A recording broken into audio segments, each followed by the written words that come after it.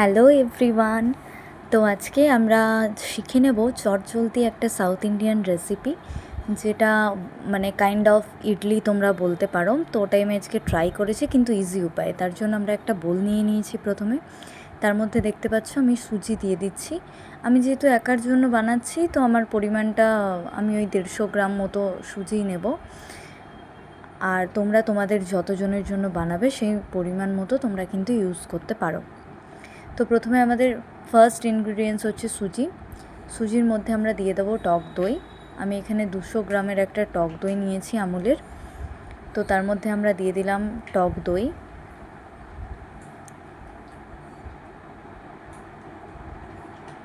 তো সুজির পরিমাণ বাড়লে কিন্তু এখানে টক দইয়ের পরিমাণটাও তোমাদের বাড়বে, কারণ আমরা এখানে কোনো জল অ্যাড করব না। পুরোটাই ওই টক দইয়ের সাহায্যে কিন্তু আমরা সুজিটাকে মাখাবো।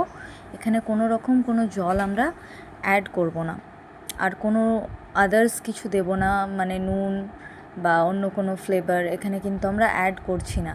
শুধুমাত্র সুজি আর টক দইটাকে ভালো করে মিক্স করে নেব।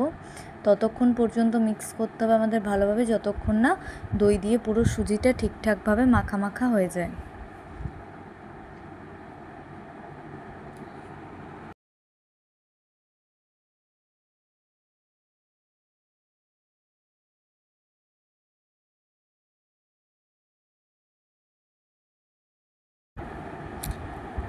এই রকম একটা টেক্সচার চলে এলে, একদম ক্রিমি যে টেক্সচারটা, ওই অবস্থায় কিন্তু আমরা বুঝে নেব যে আমাদের এটা রেডি করা হয়ে গেছে।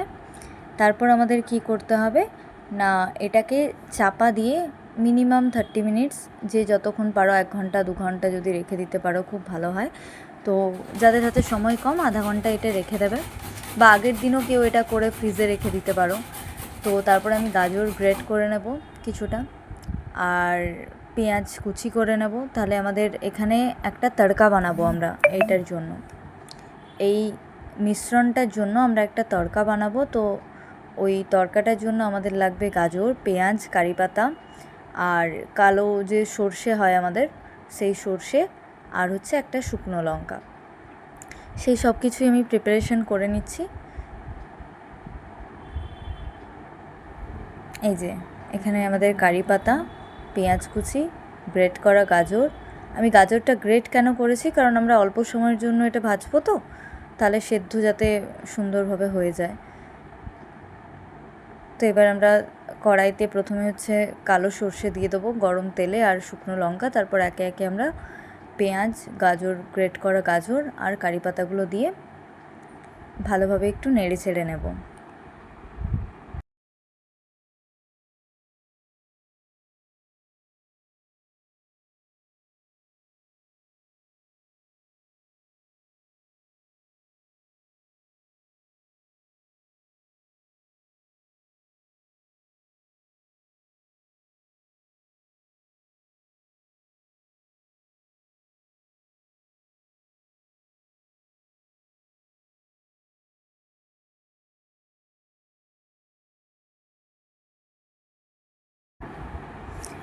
দেখবে একটা সুন্দর স্মেল ছেড়ে আসবে, ততক্ষণ অবধি আমাদের নেড়ে যেতে হবে। কিন্তু আমাদের এটা পুড়িয়ে ফেললে চলবে না, মানে ওভার কুক হলে হবে না। একদম হালকা মানে টেম্পারেচারে, আমি যেহেতু ইন্ডাকশানে করছি তো আমি টেম্পারেচার কথাটা ইউজ করছি। তো হালকা টেম্পারেচারে একদম ভালোভাবে মিশিয়ে নিতে হবে, যেন ওভার কুকড না হয়, আর পাতাগুলোও যেন কালো না হয়ে যায়, এটাও আমাদের লক্ষ্য রাখতে হবে। তারপর এই মিশ্রণটাকে আমরা ঢেলে দেবো, আমরা যে ব্যাটারটা বানিয়ে রেখেছিলাম সুজি আর টক দই দিয়ে, ওটার মধ্যে দিয়ে ওটা ভালো করে আমাদের মিক্স করে নিতে হবে। তারপর আমরা একটা ইন্ডাকশানে একটা পাত্র নেব, যদি গ্যাসে করো তোমরা গ্যাসেও করতে পারো। আর তার মধ্যে আমরা জল নিয়ে নিয়েছি, কারণ এটাকে আমরা ওই ভাপা টাইপ বানাবো। তো এর মধ্যে আমি একটা দিয়ে দিয়েছি স্ট্যান্ড, তার উপর আমি রেখে দেব আমার তৈরি করা যে ব্যাটারটা, ওটা। কিন্তু আমার যেহেতু জায়গাটা অনেকটা ছোট ছিল, ঠিকঠাক করে অ্যাডজাস্ট হচ্ছিল না। তোমাদের বাড়িতে যদি বড় জায়গা থাকে, মানে যেই পরিমাণ বাটিতে তোমরা ব্যাটারটা বানাবে তার থেকে যেন যেটাই তোমরা হিট করবে বা যেটায় তোমরা ভাপাতে দেবে সেইটার বা স্টিম করবে সেইটার হচ্ছে জায়গাটা যেন অনেকটা বড় হয়, এটা নেওয়ার চেষ্টা করবে। যদি গ্যাসে করো ভেরি গুড, আর যদি আমার মতো ইন্ডাকশানেও করো এটা ইজিলি হয়ে যাবে। তো টেম্পারেচার আমি রাখবো 700 ডিগ্রি। 700 ডিগ্রিতে আমরা এটাকে মোটামুটি 15 মিনিটসের জন্য স্টিম করে নেব। এই যে রেডি হয়ে গেছে, একদম সহজ আমাদের রেসিপি। তার সঙ্গে আমি এই নারকেলের চাটনিটা বানিয়ে নিয়েছিলাম। এটার রেসিপি যদি তোমরা ইন্টারেস্টেড থাকো তাহলে পরের ভিডিওতে আমি দেবো। এটাও খুব টেস্টি হয়।